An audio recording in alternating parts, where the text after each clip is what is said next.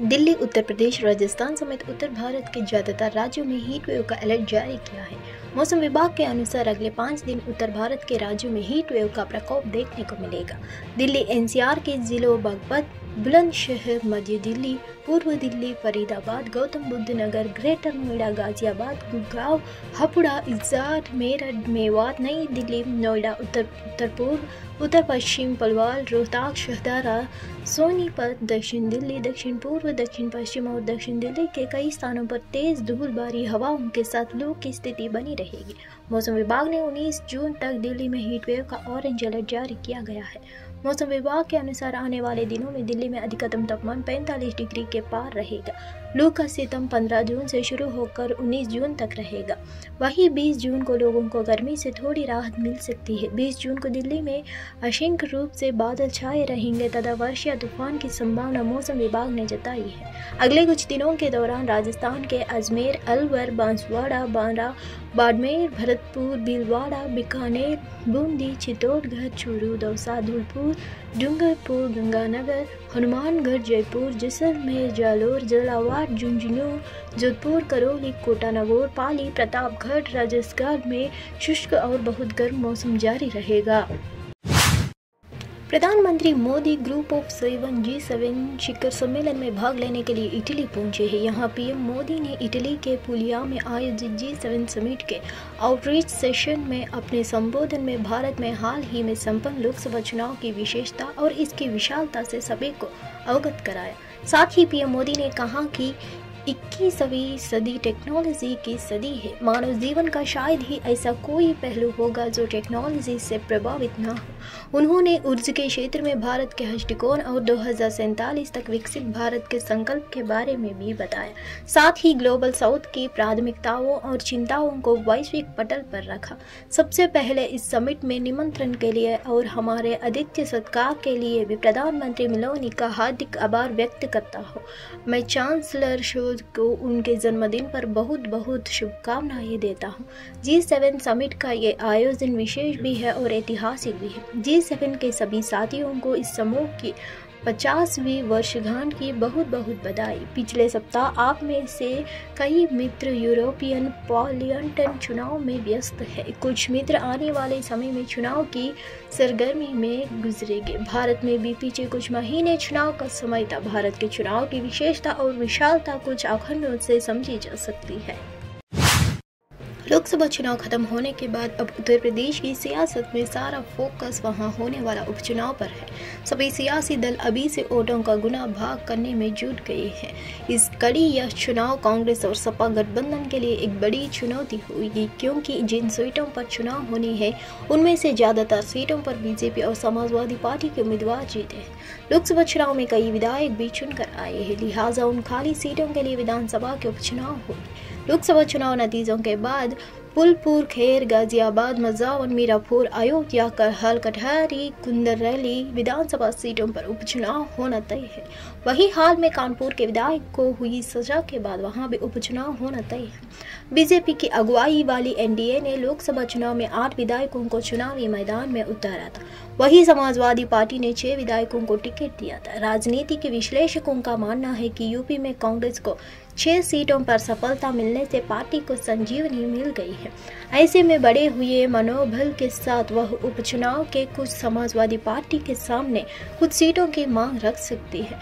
लिहाजा यह वक्त ही बताएगा कि सीटों के इस मोल भाव में कांग्रेस किस हद तक सफल हो पाती है। इसके साथ ही यह भी देखना दिलचस्प होगा कि लोकसभा चुनाव में सपा के साथ कदम ताल करने वाली कांग्रेस क्या सपा के प्रत्याशियों को जिताने के लिए अपने कार्यकर्ताओं को लोकसभा चुनाव की तरह एक्टिव करेगी। T20 वर्ल्ड कप 2024 बहुत ही शानदार अंदाज में खोला जा रहा है।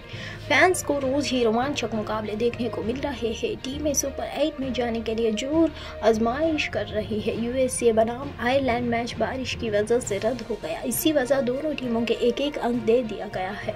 इसी के साथ यूएसए की टीम T20 वर्ल्ड कप 2024 के सुपर 8 में जगह बना ली और T20 वर्ल्ड कप 2026 के लिए क्वालिफाई कर लिया है। T20 वर्ल्ड कप 2024 का आयोजन भारत और श्रीलंका के संयुक्त मेजबानी में होगा।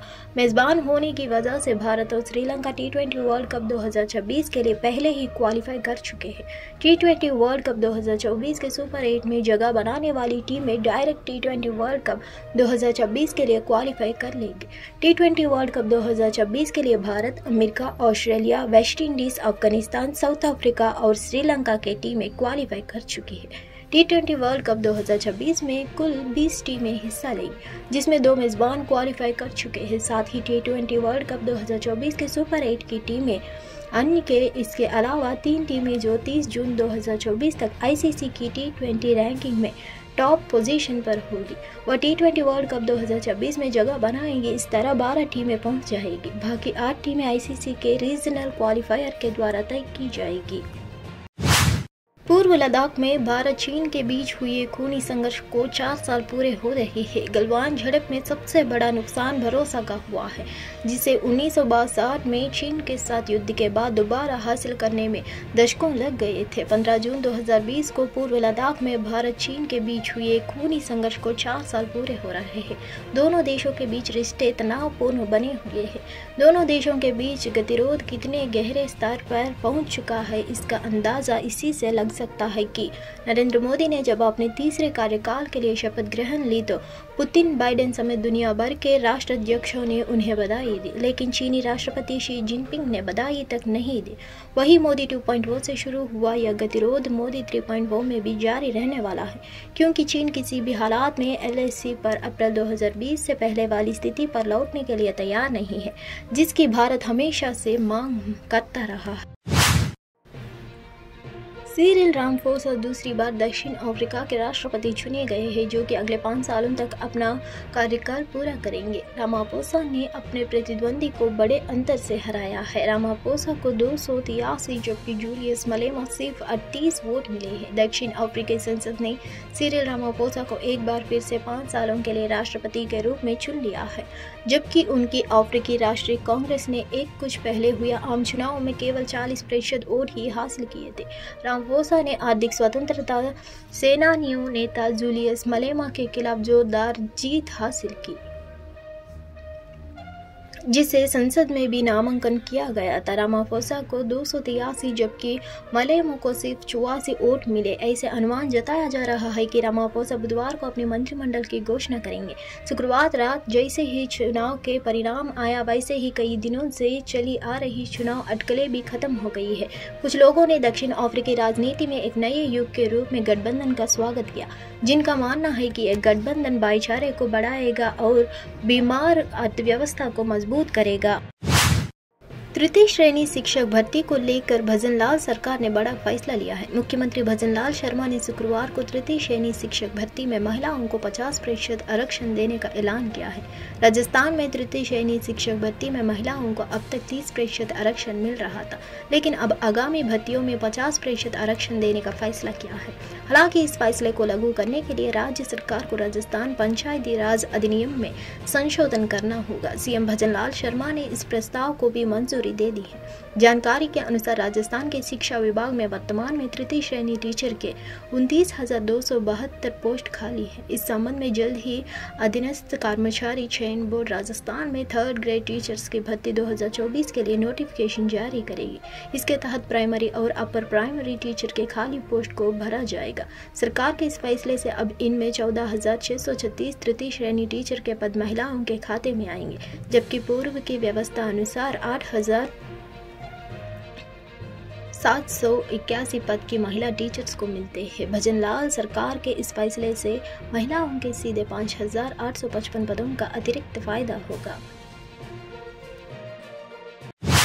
राष्ट्रीय स्वयंसेवक संघ प्रमुख मोहन भगवत और उत्तर प्रदेश के सीएम योगी की आज गोरखपुर में मुलाकात हुई। कहा जा रहा है कि इस दौरान संघ के विस्तार से लेकर बीजेपी के खराब प्रदर्शन पर भी बातचीत संभव है। संघ प्रमुख मोहन भगवत पिछले 3 दिनों से गोरखपुर में ही है। दरअसल लोकसभा चुनाव में बीजेपी के बहुमत से पीछे रह जाने पर संघ की तरफ से लगातार बयान आ रहे हैं। पहले संघ प्रमुख मोहन भगवत और फिर वरिष्ठ प्रचारक इंद्रेश कुमार के बयान से माहौल गर्म है। बीजेपी बहुमत से पीछे इनकी तरफ से कहा गया गया है कि अहंकार के कारण बीजेपी इस चुनाव में बहुमत से पीछे रह गई है। संदेश कुछ ऐसा जा रहा है कि संघ और संगठन में सब कुछ ठीक नहीं है। वैसे प्रधानमंत्री मोदी और संघ प्रमुख मोहन भागवत के आपसी संबंध बहुत अच्छे हैं। चुनाव बाद भागवत की टिप्पणी, भागवत के पिता ही पीएम मोदी को संघ में लेकर आए थे। संघ की तरफ से ये कहा गया कि भागवत की टिप्पणी सरकार पर नहीं है। चुनाव नतीजे खराब आने के बाद इंद्रेश कुमार ने बीजेपी को अहंकारी और इंडिया गठबंधन को राम विरोधी बताया है। यूपी में बीजेपी का प्रदर्शन खराब। इस बार के लोकसभा चुनाव में यूपी में बीजेपी का प्रदर्शन खराब रहा। पार्टी सिर्फ 33 सीटें ही जीत पाई है, जबकि लक्ष्य लोकसभा के 80 में से 75 सीटें जीतने का था। लेकिन बीजेपी, समाजवादी पार्टी और कांग्रेस गठबंधन के सामने ढेर हो गई है। अब सवाल खड़ा हो रहा है कि आखिर ऐसा क्यों हुआ।